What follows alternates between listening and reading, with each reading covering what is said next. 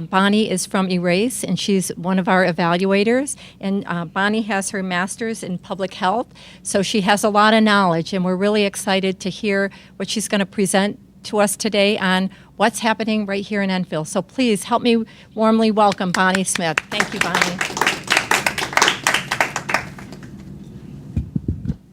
Thank you. So we have a relatively small group here today, so we can make this a little bit interactive and casual, so feel free to ask questions and interrupt me as we go. I'm kind of a fast-paced person, so slow me down if you need that as well. So Enfield, what's wonderful about Enfield is not only there's a great deal of resources and community support for substance abuse prevention, but additionally there's been a great history of data collection, which is one of the reasons Enfield has been so fortunate to get a great deal of grant funding around substance abuse and at times mental health. So this past survey, which I believe is the 4th round in recent years, took place in December at both the middle school and then Enfield and Enrico Fermi High School. So we are representing here grades 6 through 12. And guardians had to opt their child out, known as passive consent, saying their child could not participate if they sent their form in. Surveys were completely anonymous and administered by paper, which Enfield Youth Service staff then put into SurveyMonkey.com, and the analyst at Erase then processed through SPSS, Statistical Processing for Social Sciences. So the survey sample is quite valid at an overall response rate of 80%. Again, we note that this is 80% of students representing the population, but this does not account for students who are perhaps truant or not currently enrolled in school. So these are students enrolled in school. You can see here 100 surveys, or 4% of the total sample, were pulled for discrepancies in responses. That typically is someone who says they do every substance or behavior every day. We consider that to be inaccurate. That's not physically possible. We're going to talk at the beginning here about core drugs. And core means these are the substances and behaviors that the federal government wants us to be monitoring for reporting. Really, alcohol, tobacco, marijuana, and prescription drugs are considered core drugs, but we knew that because of the heroin epidemic, we would want to be looking closely at that. So here you can see past 30-day or past month use. And these substances are divided between grades 6 and 8, which you'll see throughout the presentation in most slides, and then grades 9 and 12, giving you ability to compare the two school levels. So not surprising to me, the most commonly used substances here for high school are alcohol, marijuana, e-cigarettes. We classify differently than cigarettes, and the reason for that is a couple things. Number one, they're new. We wanted to be monitoring what's happening with electronic cigarettes, or electronic nicotine delivery systems, as they're also known, as compared to traditional tobacco cigarettes. There is a perception among youth that e-cigarettes are a safe alternative, and some adults believe that e-cigarettes are a great way to quit smoking. So there's a little bit of a misconception about health and electronic delivery systems. Also, they can be used to use marijuana oils, and that's a whole separate conversation, but important to note. Binge drinking is noted here as well. This is 4 or more drinks on any one occasion, and important to follow as a high-risk behavior. So you can see here that alcohol and marijuana, again, are the most commonly used illicit drugs for youth. Cigarettes and e-cigarettes are, of course, illegal for folks who are under age 18. So here we get to look at trend data, which is wonderful and a huge benefit to Enfield's commitment to survey since 2009. So prevention works is what I'm going to tell you. These data look great and are contrary to what we might make assumptions about. So alcohol, which has been a coalition focus consistently with high effort for some time, has dropped here, as you can see, from 37% alcohol use to 23.1% in past month rates. Past month is my favorite measure. You'll see it a lot. Binge drinking has reduced as well. Drunk driving, cigarettes, e-cigarettes have even gone down since we've collected these data since 2013. Heroin, it's a topic we're going to talk more about. That has actually reduced for this age group as well. This is grades 9 through 12. Marijuana, we would make the assumption that is increased, but here you can see there's a statistically significant difference between 2013 and 2015. The same can be said for prescription drugs. Now, that doesn't make me think, okay, our work is done here. There are still youth not represented in this survey, and there are age groups, 18 to 25, being a very high-risk age group that are not represented, of course, this being a high school and middle school survey. And any use of alcohol, and we'll talk a little bit about brain science because I can't not. We know statistically if someone does not use tobacco, therefore they may not use alcohol, and therefore they may not use marijuana, are far less likely to use prescription drugs and heroin. So preventing alcohol, tobacco, and marijuana use, statistically speaking, prevents use of heroin down the road. There's a connection. So this is considered a national outcome measure or a core measure, youth risk of using substances. So how much harm or risk might you feel these substances attribute to your well-being, essentially. So you can see in grades 6 through 8, this is consistent with what I see in my other communities. At this age, you're thinking most things are pretty risky. Marijuana and alcohol less so, but heroin and prescription drugs and cigarettes more so. By the time high school students are asked or participate, you can see that the perceived physical risk of marijuana is much lower. And this is consistent with what I see as well in other communities. Alcohol also being perceived as less risky.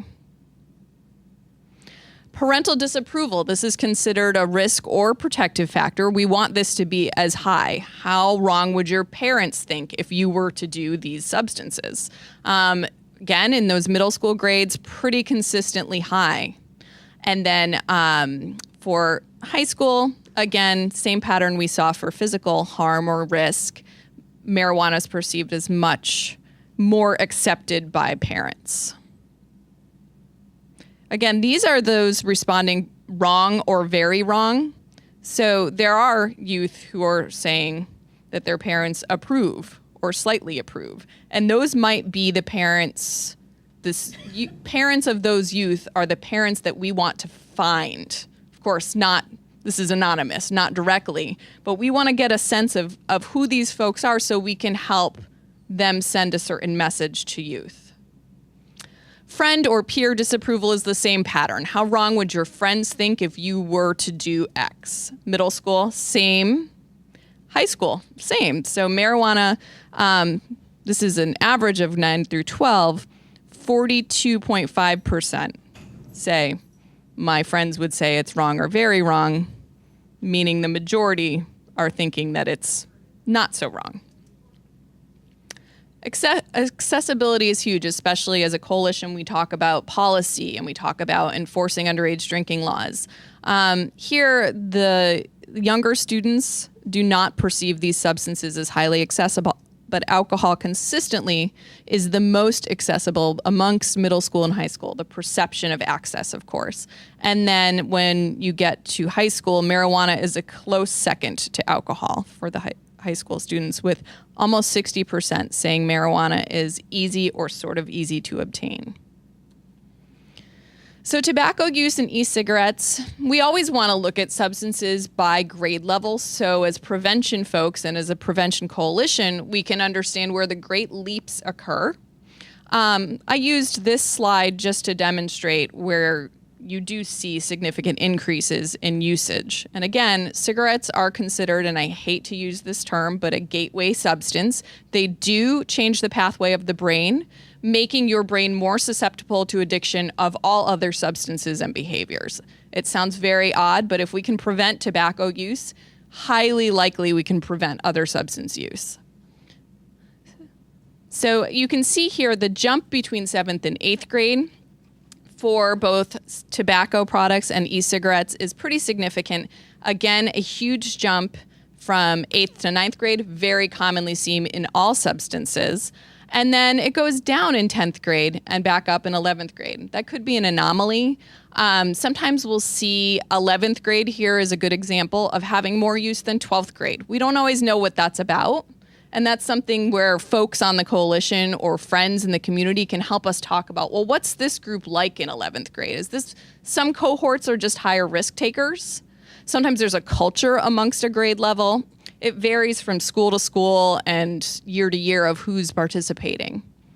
I do like to note the age of onset for these. So cigarettes, the age of onset is 13 years, whereas e-cigarettes, the age of onset is 13.9. So we're seeing that youth are starting, assuming they are using both cigarettes and e-cigarettes, or starting with one and moving to the next. This is past month, so that's kind of unusual. But anyway, cigarettes have a earlier age of onset than e-cigarettes, but not by a lot. Again, by grade level and school here. So further to the left is Enfield High School, the first 4 columns, and to the right is Fermi High School. So you can see here that the 11th and 12th graders in particular at Fermi High School are using substances in the past month, alcohol specifically, at a higher rate than Enfield High School, and slightly higher 3 or more occasions, which is just more regular use. I don't want to get into it here about the culture of each high school. It's just something for the community to be aware of. There are no significant race or gender differences, which is important to note. We do all of our analysis calculating race and gender differences, and we only note when there are significant differences. So we like to make assumptions about race and gender and sometimes income levels, but we can't do that because the data do not demonstrate a consistent pattern of use rate differences with those variables. Sources of alcohol is hugely important when we're talking about prevention. So this is presented in a number of ways, somewhat confusingly. So you see grades 6 through 9, so everybody. That's in the sort of darker blue. And then grades 6 through 8, which is the middle school students. Then just 9 through 12. And then we break that out by Enfield High School and Fermi High School. So I'm just going to go ahead and look at the basic measures. You can see most middle school students who have obtained alcohol get it from home with a parent's permission, and followed by home without a parent's permission. This is not shocking to me. It may be shocking to some of you.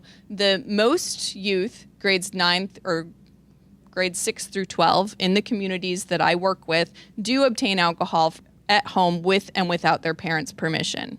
That's typically then followed by a sibling or a friend. So here you can see middle school students do obtain alcohol from siblings, whereas high school students, they more likely will start by getting it from a friend, then at home without parents' permission. Other is listed here, I believe, looking at what our analyst included. There are gender differences here. So females are more likely to get alcohol with their parents' permission compared to males, and males are more likely to get alcohol from a store compared to females. Although if you look at the store, the percentage rates of folks who get them at the store are quite low, and we just talked earlier about how compliance checks and some of the strategies of the coalition are really focused on retail efforts. So that works, it really does. That's a great policy enforcement effort. So driving under the influence, we have trend data here, which is great. And again, you can see the trends are quite positive. Driving under the influence has greatly reduced over time. And then we've also asked since 2011 about riding in a vehicle with someone under age 21 who had recently been drinking alcohol. I do want to point out that 9.2% of all students in grades 6 through 12 have ridden as a passenger in the car with someone under 21 who had been drinking, which is, I did the calculation myself, it's 231 students, which is kind of a lot. Like, I have kids, that worries me.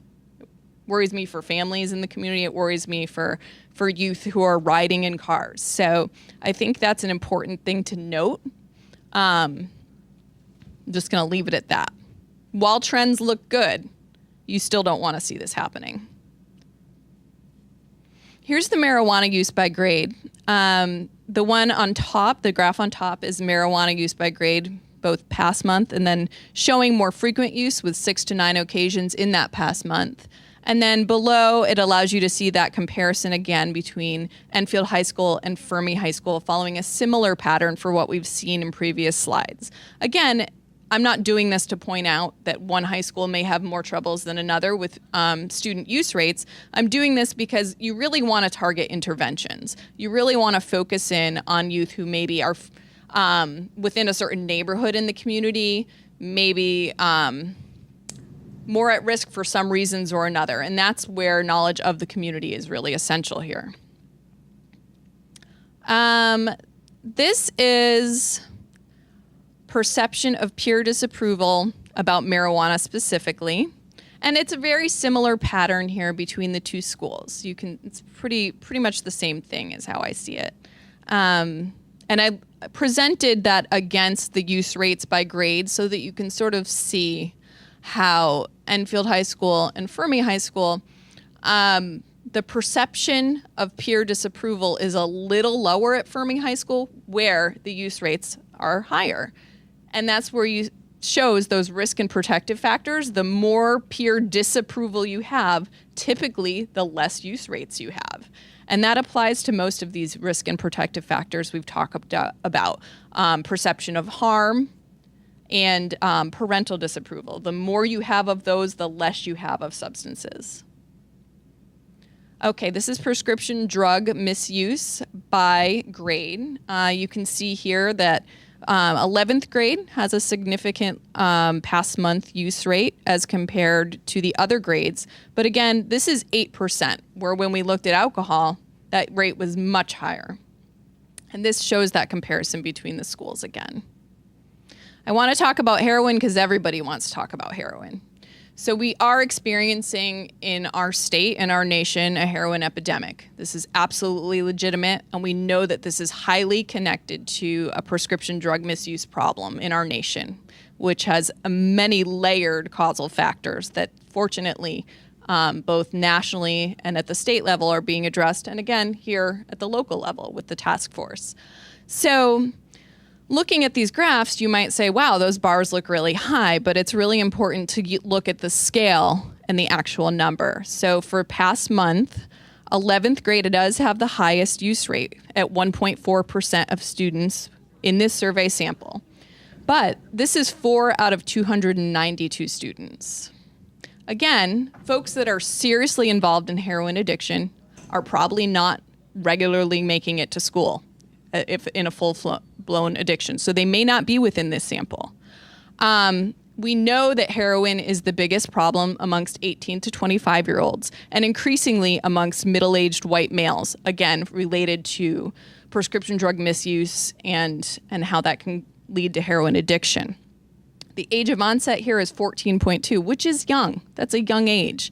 But as I noted before, you got to think about how one addiction can lead to the next, or one sort of experiment process can lead to the next. And there are certain grade levels and groups to focus in on, subpopulations, males being significantly higher than others. We always need to look at comparison data. It doesn't help to look at your data in a vacuum. So here, Enfield's core measures for grades 9 through 12 are compared with the National Youth Risk Behavioral Surveillance System, which is in the middle, and then the state risk behavioral surveillance system. This is my favorite comparison because the sampling is done, I shouldn't say the sampling, the methodology is the same. It is a paper survey done in school, whereas others, national, that report at the state level are phone surveys, which have a very different bias. So here you can see that Enfield comes in for past 30-day use rates much lower than the state for cigarette, alcohol, binge drinking, and prescription drug abuse. whereas marijuana use is a little bit closer, but still lower. And then these data from the Region Erase surveys average typically 3 to 4 towns over the 2014-2015 survey cycle. So they're weighted to allow for comparability. And here you'll see that Enfield is falling for alcohol use just below the regional average, but has higher parental disapproval rates, consistent perceived risk rates for alcohol again, and is pretty consistent with binge drinking and lifetime drunk driving. Have you ever driven a car drunk in your life? Being slightly lower. Prescription drug abuse, see similar patterns as well. Perceived risk is a little bit lower than the region, slightly lower for parental disapproval and a little higher for peer disapproval. What this does is really validates the data to me, because in most communities, I can predict what their survey data will say.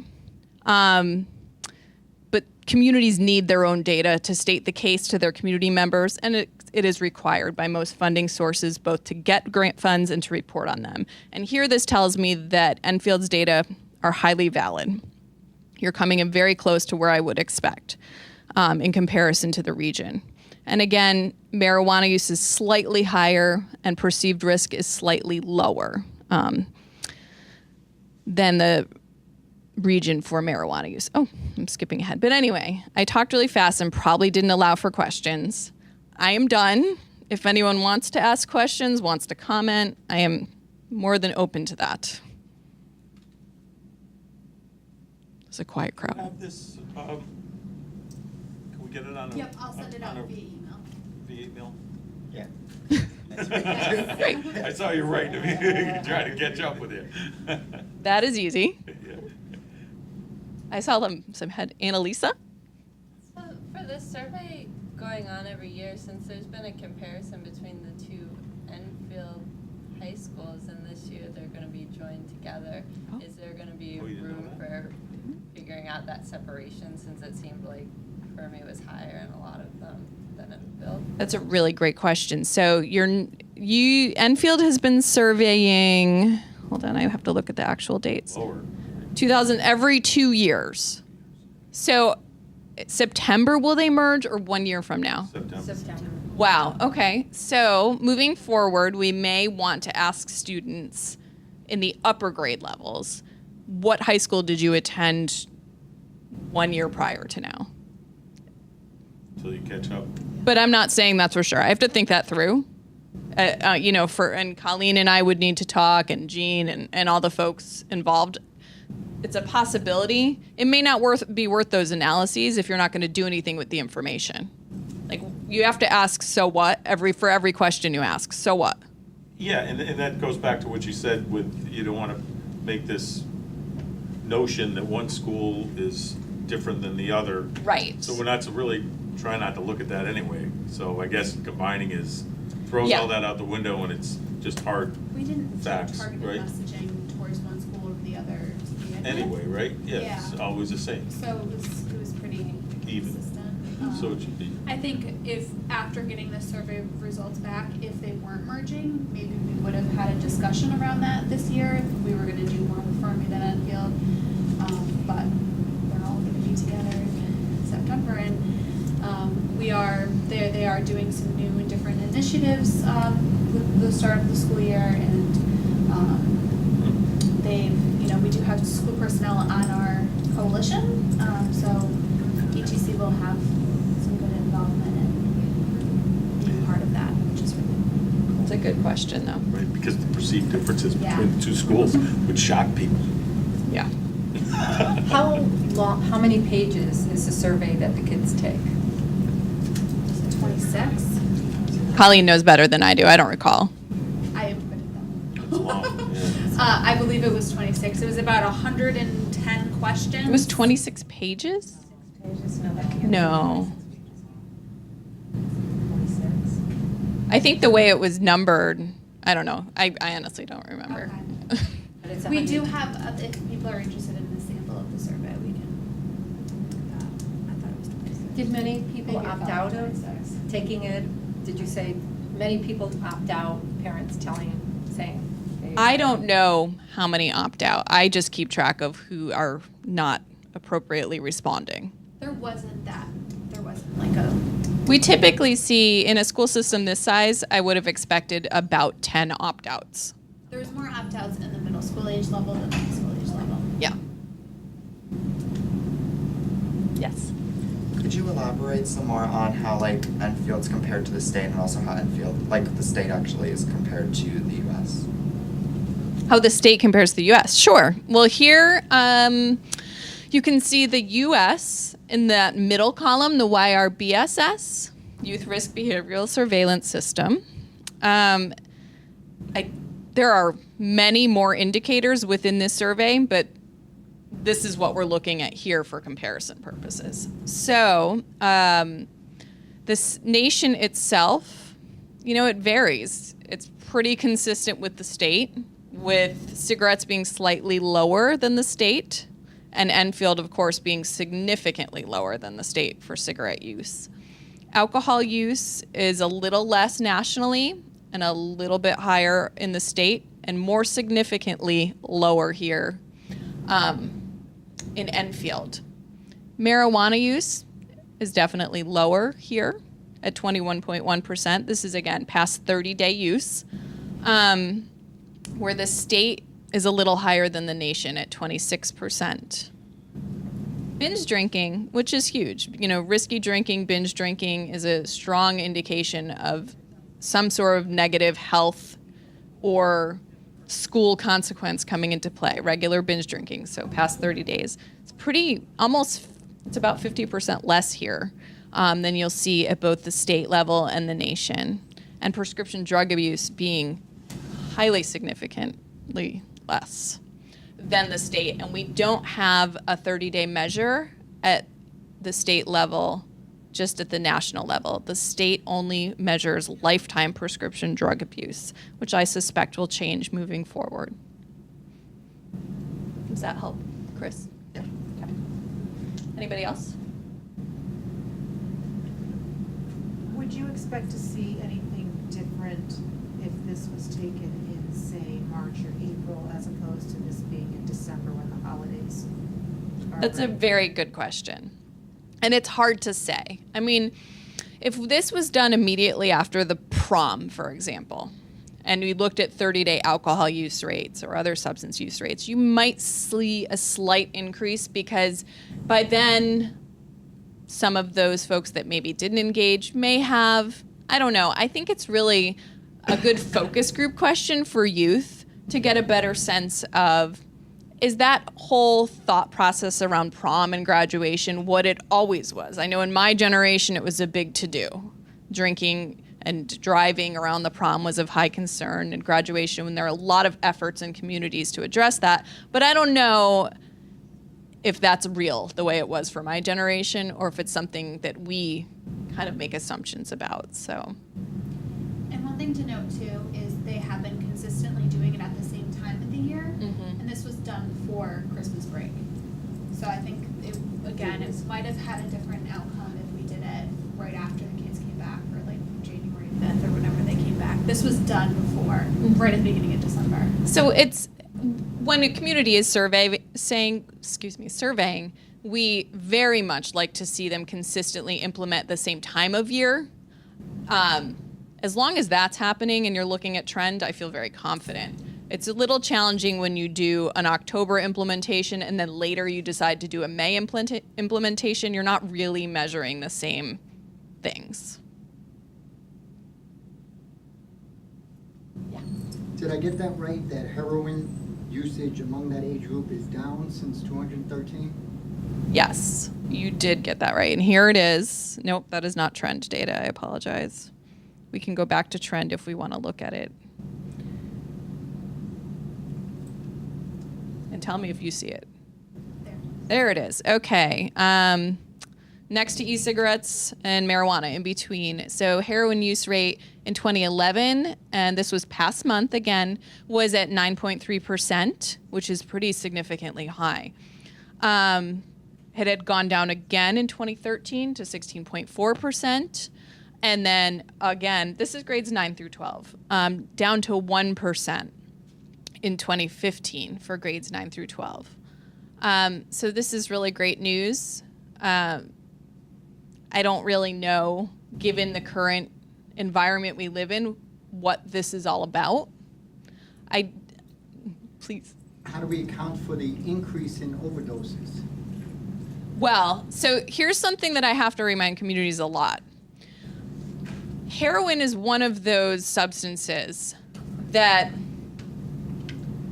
the magnitude or the impact on the community is so incredible. So whereas someone can be using alcohol or abusing alcohol, whether it's an 18 to 25 or older, for a great deal of time without any negative consequences. But someone with heroin, especially the heroin that is formulated as is now, with the inclusion of, and I'm having a moment, fentanyl, is so far deadly, number one. I do know that folks who are struggling with heroin addiction oftentimes seek that particular product when the media announces it because of the high that it will give them. And it's so, heroin is far more devastating in many respects than many of the other substances we're looking at. And given that formulation, I think you can account for those overdoses. Now, I don't know what the statistics are based on age. I know Colleen does more so than I on the overdoses, but I believe the majority of overdoses are not with high school students, which is certainly there is an epidemic very focused on specific subgroups and age populations. Yeah, Enfield has not seen one overdose death under 18. Yeah, and couldn't you make the argument too that those 9% and the 2011 and 13 are the kids that are overdosing today? Are now 30. So if you look at that trend, they're actually the age that we're into this huge epidemic. And the good news is, if that holds true, that In a few years, we should see an improvement in and that's what it took. It took that 3 years prior to But convince even people so, through it. yeah.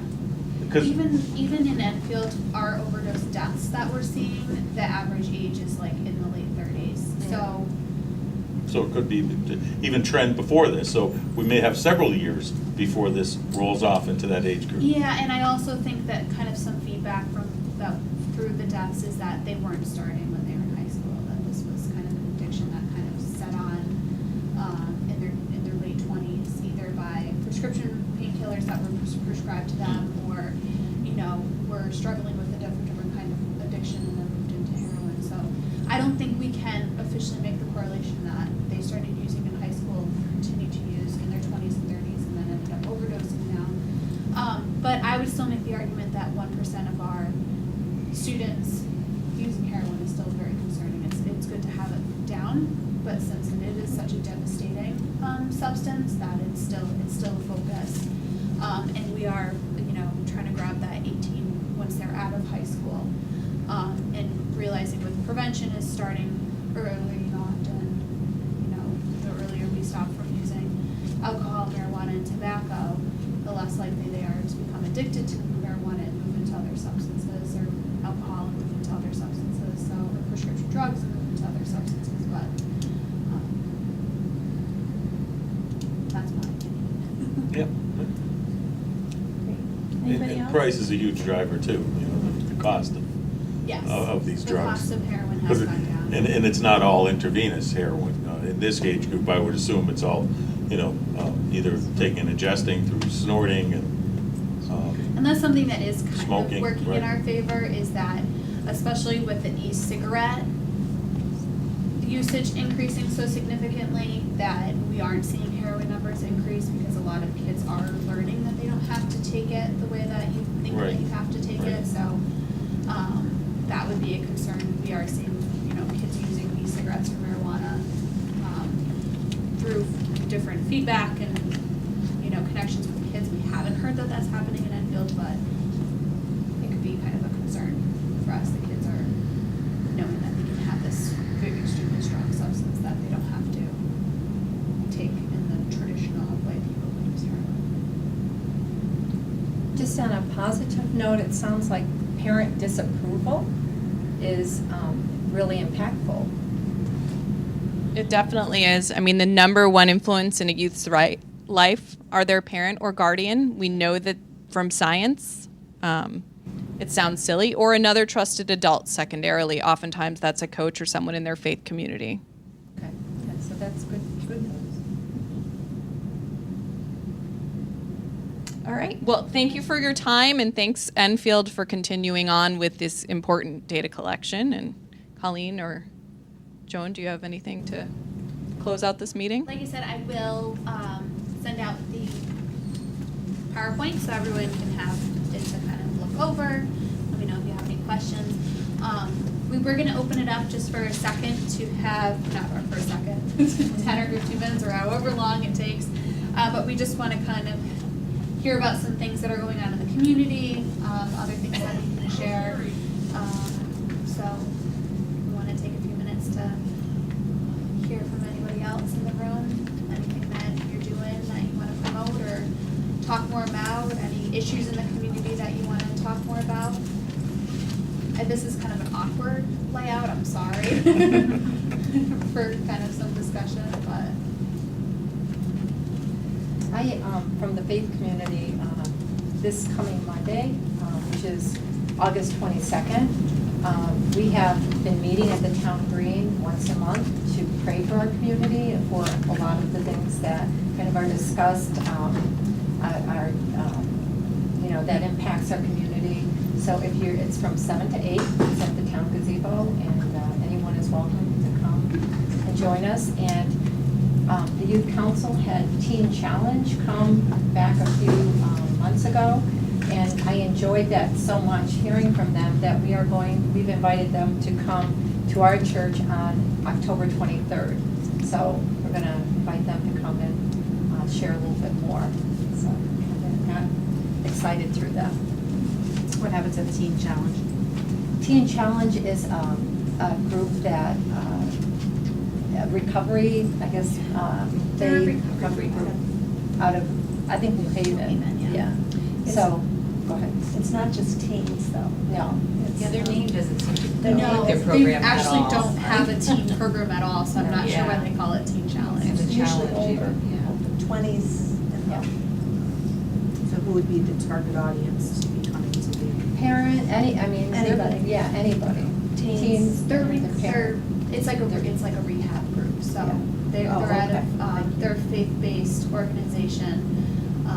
So it's a good resource for parents who have family members or, somebody who's struggling with addiction. It's just connecting them with another resource to be able to contact if their child or family member is seeking some type of treatment. It's a year-long program, so they're not turned away after 30 days. They have a whole year to work on whatever they need to work on. And they've been really successful. Yep.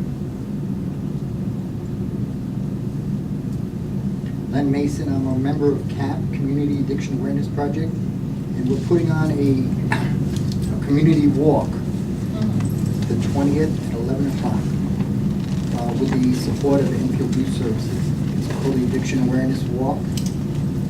The purpose is to raise awareness of the drug addiction epidemic ravaging our community and state. There'll be a $20 registration fee. A t-shirt will be provided with those who register. Purpose is to help lift the stigma of addiction and to raise awareness of the possibility of recovery, because most people that are in this walk are going to have been touched in one way or another by drugs or alcohol and have gotten on the other side to show that recovery is possible. So two things: help lift the stigma, which is, it's becoming more and more, people are becoming more and more aware of how big the problem is, mostly because it touches their lives in one way or another. And we're trying to raise awareness and show that recovery is possible. So that's going to be happening this weekend. And that's it for me. What kind of response have you got from the community? I hear that it's considerably better than we initially expected. Have you had a lot of people that registered? We didn't do pre-registration. This is going to be show up and go. Okay. I know I've heard chatter about it, Yeah, so. I've heard it as far away as Bolton. Um, I've heard people Wow. mentioning it, so I don't know what's going to happen. We really have no Yeah. idea, but we initially expected perhaps 50 people to be there besides us, and we expect considerably more. And that would be a success, honestly, That would to get 50 absolutely be a people. success. And if it affects one kid, we've done Yeah. our job.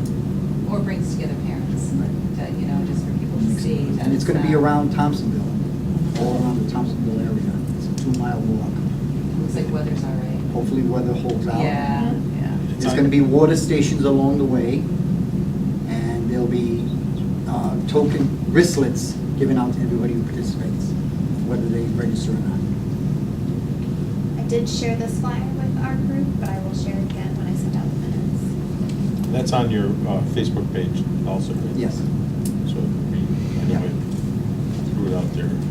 Have you done anything in the newspaper to promote it? Like, We've had, I think we've made some attention to newspaper, not much. We have done a show on Enfield Today, which is a Enfield Public Service channel, Cox for Cox, and that got a good response from that. We had more, we put on 6 shows and it had the highest viewership out of all of those shows. So people, it is raising some interest, so I think it's a good thing. good. We'll see what happens next. Do you have a flyer for any awards that I can share? I put it in the paper, so I just kind of sent it out. I'll see if I can send it to you on, yeah. And I would encourage people, again, you have the agenda and our first ETC meeting, going to this new kind of format will be at Molina's on the 21st of September from 7:30 to 8:30. So, and we'll be sending out reminder emails just so you'll know about it. Hey, Tom, what about the pirate thing? Oh, sure, our Pirate Fair is on the nice family-friendly event this year on the Green, September 3rd and 4th, Labor Day weekend. And it's from 11 to 6, and it'll be all free admission this year, so just bring the family down and enjoy all the free, we'll have all the pirates there to talk to the kids. We'll also have a lot of actors there acting out some roles on stage. And also the food trucks and some carnival rides, I think, this year too. So it'll be a little bit of everything for somebody, and bring the whole family down. That's what we're looking to do. It's a nice family event. Apparently, the alumni are putting together a clothes swap for back to school. It's on the 27th of August at St. Pat's, and I'm wondering if that might be a good spot to have some type of booth, because you're going to have parents there that just, What date is it? I believe it's a Saturday. August The 27th. 27th. Just kind of that, again, in their face that you are their, Here. they, what was the phrase, I apologize. That's okay. Top That's they hear okay, you. Joe. So that's August 23rd, right? That's next Tuesday. The back to heaven. Correct. Yeah. It is. It is. Should I say it now? Yeah, yeah. Okay. So I volunteer for Lunch Bunch, and next Tuesday they are going to be giving away backpacks filled with school supplies, and that's in the morning, I think from 10 to 12, and that's at St. Patrick's in their basement. Do you know how they're doing for school supplies? Because I think we can send over some extras if Oh, they still really? need more. I'm sure Ryan would appreciate it. I just dropped off, I volunteered today to teach math, so I just dropped off backpacks today. I'm sure they could always use more. And then if there's extra, they always give them back. Yeah, usually. I know. I have to just make one thank you to Chris Gray for covering this meeting, and he's done a wonderful article for our group called Grief Share, and we're looking forward to him covering more events and more meetings. Thank you. It's my pleasure. Thank you. Thanks, Chris. You know, it's awkward with this. Were we able to get this on ETV? It is, that's why we had it up here. Oh, it's, Yes, they were recording it. Comey is out. oh, they're recording out right now? Yeah, we're all on camera, I sorry. didn't know Probably should have said that ahead See, of I time. did not know that. Nor did I. The oath. I didn't, I apologize for that, everyone. If we can get this out, especially Facebook, I know so many people link back and they'll watch the presentation because because it's being recorded. Yeah, we post it on our website too, once we get on, but. And to give you, like Guy know, the Enfield Public Schools will put it out on theirs. Theirs, yeah. And then parents and community Yeah, members good will. suggestion, I will shoot it out to him too. Yeah. I mean, parents want to know what's on. I think the PowerPoint might be, I mean, no one wants to listen to me talk, but the PowerPoint you can click through. Yeah. Like, I mean, someone might want to listen to me, but I don't want to listen to me. But Colleen, if you can you link the PowerPoint to Facebook somehow? Or the link to the webpage to the PowerPoint? I'm trying to figure it out. Because I feel like someone that can click through, you might get a lot of questions, but, yeah. Yeah. So watch it. Yeah. Can do it. I think that's it. Thank you all for coming, and again, Thank your you. time was Bye, Jill. valuable, and we appreciate everything. Joe, I'll try to come to the September 21st meeting.